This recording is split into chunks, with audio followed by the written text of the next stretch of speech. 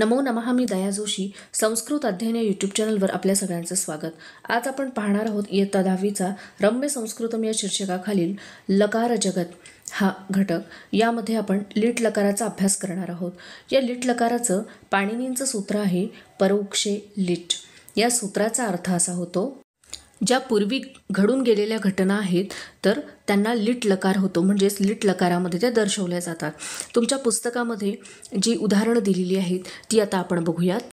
मनुष्यः गृहे अवसत. आता बघा, हे वाक्य आहे ते लंग लकारामध्ये. आदिमानवः गुहायाम उवास. तर हे जे वाक्य आहे हे आहे लिट लकाराचं, म्हणजे अनेक वर्षांपूर्वी जी घटना घडलेली आहे तर त्यासाठी लिट लकाराचा प्रयोग केला जातो. पुढे बघा, एतानी वाक्यानी पठत.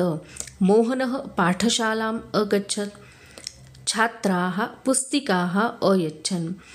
गंधारः फलम अखादत. पालकः देवम अनमत. तर ही सगळी जी वाक्य आहेत ती ही सगळी लंग लकारामध्ये आहेत, भूतकाळामध्ये आहेत. तर आता आपण लिट लकाराची वाक्य बघूयात. श्रीकृष्णः सांदीपनी मुनेः आश्रमं जगाम. देवाः शस्त्राणि ददुः. श्रीरामः बदरीफलानि चखाद. कर्णः शक्रन्ननाम. तर ही सगळी जी वाक्य आहेत तर ही सगळी लिट लकाराची आहेत, म्हणजे खूप वर्षांपूर्वी घडून गेलेल्या ज्या घटना आहेत तर त्यासाठी आपण लिट लकाराचा प्रयोग करतो. आता बघा, खाली तुमच्या पुस्तकामध्ये जे दिलेले आहे की प्राचीन काळामध्ये ज्या घटना घडलेल्या आहेत तर त्यासाठी आपण लिट लकाराचा प्रयोग करणार. तर यासाठी तुम्हाला क्रू धातूचं एक उदाहरण दिलेलं आहे बघा. प्राचीन काले चकार. त्यानंतर यह म्हणजे काल घडलेली जी घटना आहे त्यासाठी आपण काय करणार, लंग लकाराचा प्रयोग करणार. तर अकरोत. आणि अद्य आज जी घटना घडलेली आहे त्यासाठी लट लकाराचा प्रयोग करणार. त्याचं उदाहरण इथे दिलेलं आहे करोती.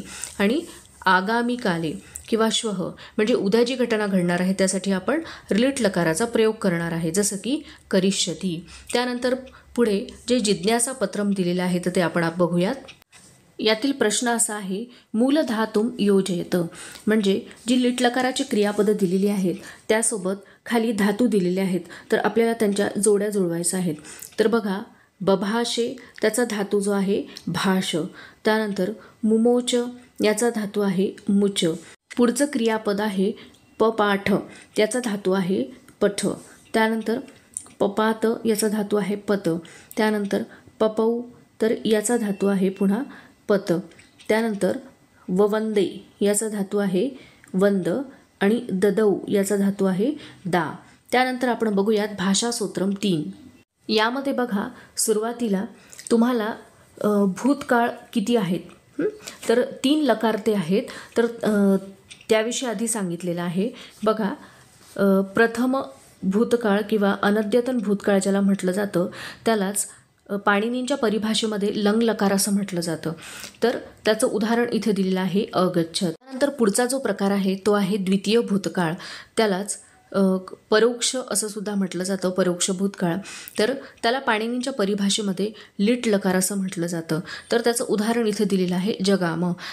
ज्या घटना प्राचीन काळी घडलेल्या आहेत, ज्या वक्त्याच्या समोर घडलेल्या घटना नाहीत आणि ते सूचित करण्यासाठी परोक्ष भूतकाळाचा उपयोग केला जातो. म्हणून परोक्ष भूतकाळामध्ये उत्तम आणि मध्यम पुरुषाची रूपं जी आहेत तर ती बहुधा आढळत नाही. साधारणतः प्रथम पुरुषाचीच रूपं इथे दिलेली आहेत आणि म्हणून त्याला द्वितीय भूतकाळ असं सुद्धा म्हटलं जातं. त्यानंतर तृतीय भूतकाळ जो आहे त्याला सामान्य किंवा अनद्यतन भूतकाळ असं म्हटलं जातं. त्यालाच लुंग लकार असं पाणिनींच्या परिभाषेमध्ये म्हटलं जातं. त्याचं उदाहरण इथे दिलेलं आहे अगमत. तर हा लकार जो आहे लुंग लकार तर तो तुम्हाला अभ्यासाला नाही आहे. तुम्ही आतापर्यंत लंग लकाराचा अभ्यास केलेला आहे आणि आता लिट लकाराचा अभ्यास करत आहात. तर आता इथे बघा, परोक्ष भूतकाळ म्हणजे काय तर ते सांगितलेलं आहे अतिप्राचीनत्वम सूचयती.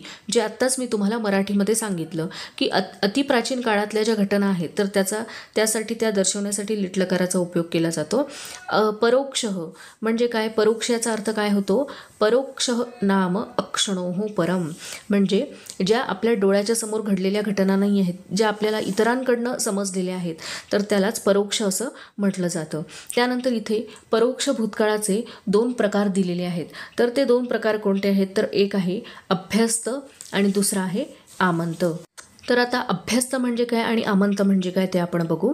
तर इथे यांनी काय सांगितलेलं आहे की प्रथमतः नवम गणपर्यंतम धातवाः। तर अभ्यस्त जो परोक्ष भूतकाळ आहे हा जो प्रकार आहे तर यामध्ये 1 ते 9 गणातील धातू येतात आणि केचन अपवादाः म्हणजे काही धातू येत नाहीत। तर बघा आपण अभ्यस्त या शब्दाचा अर्थ बघूयात। अभ्यास म्हणजे पुनरावृत्ती किंवा द्वित्व जिथं झालेलं असतं त्याला अभ्यास असं म्हटलं जातं। संस्कृत भाषेमधील हा शब्द आहे अभ्यास। याचा अर्थ असा होतो पौनः पुण्येन या क्रिया क्रियते सह उच्यते अभ्यासः इति। म्हणजे पुन्हा पुन्हा जी क्रिया केली जाते त्याला अभ्यास असं म्हटलं जातं। तर इथे द्वित्व होतं धातूंचं, तर म्हणून त्याला अभ्यस्त असं म्हटलेलं आहे। तर एक स्वर असलेले 1 ते 9 गणातील धातू जे आहेत तर ते सामान्यतः अभ्यस्त परोक्ष भूतकाळामध्ये आढळून येतात। त्या गणातील धातूंना 1 ते 9 गणातील एक स्वर असलेल्या धातूंना ह्या परोक्ष भूतकाळाचे धातू प्रत्यय लावून त्यापासनं अभ्यस्त परोक्ष भूतकाळाची रूपं तयार केली जातात। त्यानंतर बघा आमंत। आमंत या शब्दाचा अर्थ असा होतो आम अंत, म्हणजे ज्याच्या शेवटी आम असं लावलेलं आहे तर त्याला आमंत परोक्ष भूतकाळ असं म्हटलं जातं। तर बघा दशमगणीया हा धातवाः जे 10व्या गणातील धातू आहेत। त्यानंतर णिजंताः म्हणजे जी प्रयोजकाची रूपं आहेत। त्यानंतर इ उ ऋ ए ओ स्वरादयः धातवः तथा च केचन अन्ये धातवः म्हणजे इ उ ऋ ए आणि ओ या स्वरांनी सुरू होणारे धातू जे आहेत तर यांना आणि अजून काही धातू तर यांना आम हा प्रत्यय लावून आमंत परोक्ष भूतकाळाची रूपं तयार केली जातात। तर बघा 10व्या गणातील धातू प्रयोजक धातू 2 किंवा अधिक स्वर असलेले धातू व 1 ते 9 गणातील इ उ ऋ ए आणि ओ यांनी सुरू होणारे धातू यांचा परोक्ष भूतकाळ करताना प्रथम त्यांना आम हा प्रत्यय जोडून त्याच्यापुढे कृ भू अस यापैकी एका धातूची परोक्ष भूतकाळाची रूपे जोडतात। त्याचं उदाहरण एक बघूयात आपण। कथ हा 10व्या गणातील धातू आहे उभयपदी धातू, तर त्याला आपण आम जोडला आणि त्यानंतर क्रू या धातूचं रूप परोक्ष भूतकाळाचं रूप जोडलं तर त्याचं रूप असं तयार होईल बघा कथयांचकार अशा प्रकारे। त्यानंतर तुमच्या पुस्तकामध्ये लिट लकाराचे जे धातू प्रत्यय आहेत परस्मै पदाचे आणि आत्मनेपदाचे ते दिलेले आहेत। तर मी तुम्हाला यापूर्वी सांगितलेलं आहे की उत्तम आणि मध्यम पुरुष तर याची जी रूपं आहेत तर ती आढळत नाहीत, कारण फार पूर्वी प्राचीन काळी घडलेल्या घटना ज्या आहेत की ज्या एका व्यक्तीकडनं दुसऱ्याला समजतात तर तेव्हा आपण लीट लकाराचा उपयोग यामध्ये करतो। तर म्हणून एखादा व्यक्ती आपल्या समोर नाही आहे आणि ज्या आधी घडून गेलेल्या घटना आहेत तर त्याची साक्ष देण्यासाठी कोणी नाही आहेत अशा घटना ह्या लीट लकारामध्ये मांडलेल्या असतात किंवा लीट लकाराने दर्शवलेल्या असतात आणि म्हणूनच मध्यम पुरुषाची आणि उत्तम पुरुषाची जी रूपं आहेत तर ती यामध्ये नाही आहेत आणि म्हणूनच धातू प्रत्यय सुद्धा फक्त प्रथम पुरुषाचे दिलेले आहेत। तर बघा परस्मै पदाचे अतुस उस प्रथम पुरुष आणि ए आते इरे हे आत्मनेपदाचे धातू प्रत्यय आहेत। तर बघा तुमच्या पुस्तकामध्ये आता अभ्यस्त परोक्ष भूतकाळ जो आहे तर त्याचा अर्थ काय आणि त्याची उदाहरणं दिलेली आहेत ती आपण बघूयात। अभ्यासः नाम पुनरावृत्ती ही अभ्यास म्हणजे काय पुन्हा पुन्हा करणं त्याला अभ्यास असं म्हटलं जातं। अतः प्रथम वर्णस्य पुनरावृत्ती यस्मिन् भवति पहिल्या वर्णाची पुनरावृत्ती जेथे होते सह अभ्यस्तः परोक्ष भूतकालः तर त्याला अभ्यस्त परोक्ष भूतकाळ असं म्हटलं जातं। त्याचं उदाहरण दिलेले बघा दा धातू तर ददौ दा हा धातू आहे तर पुन्हा तिथं त्याचं द्वित्व झालेलं आहे म्हणून ददौ ददतुहु ददुहु। त्यानंतर पा धातू पपौ पपतुहु पपुहु पचं द्वित्व झालेलं आहे। त्यानंतर ज्ञा धातू आहे जज्ञौ जज्ञितुहु जज्ञुहु। आता इथे पाणिनींची जी सूत्र आहेत त्यानुसार या ज्ञचा त्याला जकारामध्ये परिवर्तन झालं तर त्यामागे खूपशी सूत्र आहेत ते आपल्याला एवढं खोलात शिरायचं नाही आहे, फक्त यामध्ये परिवर्तन कसं होतं तेवढं फक्त आपल्याला लक्षात घ्यायचं आहे।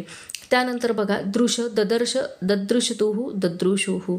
त्यानंतर या हा धातू आहे ययौ ययतुहु ययौ ययुहु। त्यानंतर बघा काही इथे एक तालिका दिलेली आहे काही धातूंची लिट लकाराची किंवा परोक्ष भूतकाळाची रूपं इथे दिलेली आहेत ती आपण बघूयात। गम धातू पहिला गण परस्मै पद जगाम जगमतुहु जगमुहु चर पहिला गण परस्मैपद चचार चेरतुः चेरुः। तृ धातू पहिला गण परस्मैपद ततार तेरतुः तेरुः। नम धातू पहिला गण परस्मैपद ननाम नेमतुः नेमुः। त्यानंतर पत धातू आहे पहिला गण परस्मैपदाचा पपात पेततुः पेतुः। त्यानंतर नि धातू आहे पहिला गण परस्मैपद निनाय निन्यतुः निन्युः। बुध पहिला गण परस्मैपद बुबोध बुबुदतुः बुबुधुः। दा तिसरा गण परस्मैपद ददौ ददतुः ददुः। मुच सहावा गण परस्मैपद मुमोच मुमुचतुः मुमुचुः। भुज सातवा गण परस्मैपद बुभोज बुभुजतुः बुभुजुः। कृ आठवा गण परस्मैपद चकार चक्रतुः चक्रुः। ज्ञा नववा गण परस्मैपद जज्ञौ जज्ञतुः जज्ञुः। त्यानंतर वच दुसरा गण परस्मैपद उवाच ऊचतुः उचुः। हन दुसरा गण परस्मैपद जघान जघनतुः जघ्नुः। लिख सहावा गण परस्मैपद लिलेख लिलिखतुः लिलिखुः। नृत चौथा गण परस्मैपद ननर्त न नृततुः न नृतुः। त्यानंतर शक धातू आहे पाचवा गण परस्मैपद शशाक शेकतुः शेकुः। श्रु पाचवा गण परस्मैपद शुश्राव शुश्रुवतुः शुश्रुवुः। बंध नववा गण परस्मैपद बबंध बबंधतुः बबंधुः। कृश पहिला गण परस्मैपद चुक्रोश चुक्रुशतुः चुक्रुषुः। भू पहिला गण परस्मैपद बभूव बभूवतुः बभूवुः। वस पहिला गण परस्मैपद उवास उशतुः उशुः। अस दुसरा गण परस्मैपद आस आसतुः आसुः। भैंज सातवा गण परस्मैपद बभैंज बभैंजतुः बभैंजुः। आता आपण यापूर्वी लिट लकाराची परस्मैपदाची धातुरूप बघितली। आता आपण आत्मनेपदाची बघूयात। भाष धातू पहिला गण आत्मनेपद बभाषे बभाषाते बभाषीरे। रम पहिला गण आत्मनेपद रेमे रेमाते रेमीरे। वंद पहिला गण आत्मनेपद ववंदे ववंदाते ववंदीरे। वृध पहिला गण आत्मनेपद ववृधे ववृथाते ववृद्धिरे। मन चौथा गण आत्मनेपद मेने मेनाते मेनीरे। नि पहिला गण आत्मनेपद निन्ये निन्याते निन्नीरे। त्यानंतर बुध धातू पहिला गण आत्मनेपद बुबुधे बुबुधाते बुबुधीरे। दा तिसरा गण आत्मनेपद ददे ददाते ददीरे। मुच सहावा गण आत्मनेपद मुमुचे मुमुचाते मुमुचीरे। भुज सातवा गण आत्मनेपद बुभुजे बुभुजाते बुभुजीरे। कृ आठवा गण आत्मनेपद चक्रे चक्राते चक्रीरे। ज्ञा नववा गण आत्मनेपद जज्ञे जज्ञाते जज्ञीरे। आता आपण बघूयात आमंत लिट लकार म्हणजेच परोक्ष भूतकाळाचा आमंत हा एक प्रकार आपण यापूर्वी अभ्यासता बघितला। तर आमंत परोक्ष भूतकाळ जो आहे तर त्याची रूपं कशी तयार करायची हे इथे दिलेलं आहे बघा। मूल धातुः मग त्याचं विकरण त्यानंतर आम हा प्रत्यय तर हे जेव्हा आपण एकत्र करणार तेव्हा त्याचं एक अंग तयार होणार तर त्याला आमंत अंग असं म्हटलेलं आहे। त्यानंतर अस भू कृ या धातूंची रूप अभ्यस्त रूप आणि मग त्यानंतर आमंत क्रियापद तयार होतं। त्याचं उदाहरण तुम्हाला दिलेलं आहे पूज धातू हा आहे 10व्या गणाचा आणि म्हणून त्याचं विकरण आहे अय। मग त्यानंतर आम प्रत्यय त्याला जोडणार आपण तर पूजयाम असं ते अंग तयार होणार आणि त्याला आस बभुव चकार चक्रे तर हे कोणतंही ज्या वेळेला रूप आपण तिथे वापरणार परोक्ष भूतकाळाचं तर पूजयामास पूजयाम बभुव पूजयान चकार पूजयान चक्रे अशा प्रकारे ही क्रियापद तयार होणार। त्याची उदाहरण इथे खाली दिलेली आहे बघा या तालिकेमध्ये। कथ धातू आहे 10वा गण उभयपदाचा तर परस्मैपदाचे आणि आत्मनेपदाचे दोन्ही रूप तयार होतील बघा। कथयामास कथयाम बभूव कथयान चकार कथयान चक्रे। त्यानंतर बघा कथयामासतुः कथयाम बभूवतुः कथयान चक्रतुः कथयान चक्राते। त्यानंतर कथया मासुः कथयाम बभूवुः कथयान चक्रुः कथयान चक्रीरे। त्यानंतर पूज धातू आहे 10वा गण उभयपदाचा त्याची परस्मैपदाची आणि आत्मनेपदाची दोन्ही रूप तयार होतील। पूजयामास पूजयाम बभूव पूजयान चकार पूजयान चक्रे। त्यानंतर प्रथम पुरुष द्विवचनाचं बघा। पूजयामासतुः पूजयाम बभूवतुः पूजयान चक्रतुः पूजयान चक्राते। त्यानंतर प्रथम पुरुष बहुवचन पूजयामासुः पूजयां बभूवुः पूजयां चक्रुः पूजयां चक्रीरे. त्यानंतर ईक्ष धातू आहे पहिला गण आत्मनेपदाचा. ईक्षामास ईक्षां बभूव ईक्षयां चक्रे. त्यानंतर द्विवचनाची बघा. ईक्षामासतुः ईक्षां बभूवतुः ईक्षां चक्राते. त्यानंतर बहुवचनाची ईक्षामासु ईक्षां बभूवुः ईक्षां चक्रीरे. त्यानंतर बघा गम हा धातू आहे त्याची रूप अशी होतील गमयामास गमयां बभूव गमयांचकार गमयां चक्रे. त्यानंतर द्विवचनाची गमयामासतुः गमयां बभूवतुः गमया चक्रतुः गमयं चक्राते. त्यानंतर बहुवचनाची बघा गमयामासुः गमयां बभूवुः गमयां चक्रुः गमयां चक्रीरे. आता आपण प्रश्न बघूयात. योग्य लिट रूपैही वाक्यानी पूरयत. म्हणजे योग्य लिट लकाराची रूपं वापरून आपल्याला वाक्य पूर्ण करायची आहेत. पहिलं वाक्य आहे कंसं जघान कृष्णः अप्सरसः स्वर्गे न नृतुः. त्यानंतर तिसरं वाक्य आहे अर्जुनः बाणं मुमोच पुरा ऋषयः हिमालये उषुः. त्यानंतर पाचवं वाक्य आहे वाल्मिकीः रामायणं रचयामास. सहावं वाक्य आहे व्यासः महाभारतं कथयामास गणेशः च लिलेख. सातवं आहे गंधर्वाः दुर्योधनं बबन्धुः. त्यानंतर आठवं आहे लवकुशौ श्रीरामं ववंदाते. आपला हा घटक जो आहे तो येथे संपलेला आहे. माझा जर व्हिडिओ तुम्हाला आवडला असेल तर लाईक करा, शेअर करा आणि माझ्या यूट्यूब चॅनलला सबस्क्राईब करा. धन्यवाद.